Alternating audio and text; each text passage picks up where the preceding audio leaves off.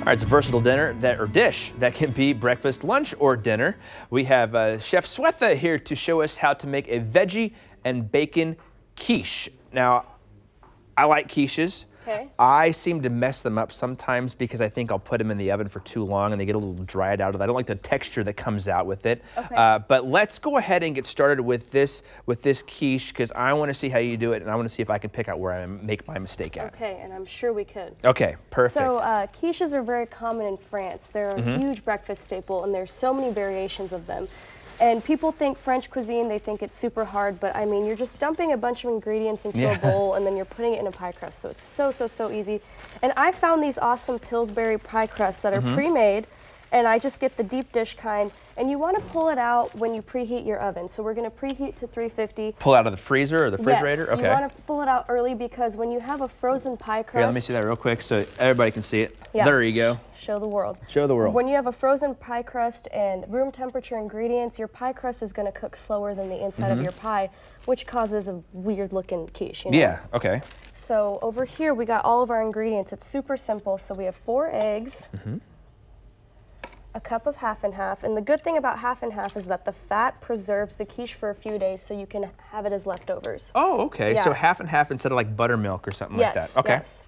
We've got 3/4 of a cup of asparagus. I just chopped little inch pieces, and you don't have to cook any of the vegetables because they're going to cook in the oven. Okay. Then we got 3/4 of a cup of mushrooms. So is that a good way of not hiding vegetables, but kind of hiding vegetables in it? Yeah, because you know kids hate vegetables, but if it's in some sort of pie, they're not going to know what's in And it. if you call it a pie, it looks like a pie, right? I know. I keep calling it a pie, but I'm like, it's a quiche.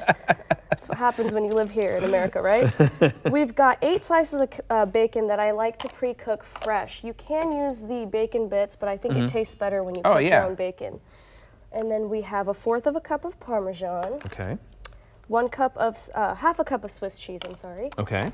And then 1 clove of garlic, because why not?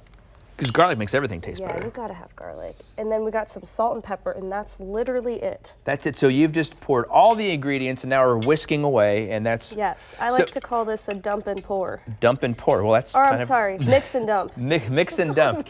I'm getting all my adjectives mixed up today. No, we're all good. We're all good.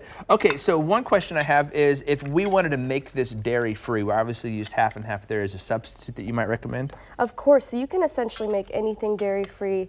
Almond milk is a great substitute, and then if you don't want to use regular cheese, Trader Joe's has a really good almond mozzarella cheese that I absolutely love. Yeah. Okay. Tastes just like mozzarella, but it's made out of almonds. And when you're using almond milk, you want to make sure you're using, unsweetened milk probably when you use it in here, or would sweetened milk be a little too much for you? You want to do unsweetened milk, just replace the 1 cup of half and half with the almond milk. Okay, so just equal replacement parts. Equal then. replacements, yep. All right. And then I know a lot of people hate mushrooms, so 1 cup of cherry tomatoes will do. Oh, okay. Instead. Oh, that red would really show up nice in the finished product too, it would wouldn't look beautiful with the asparagus.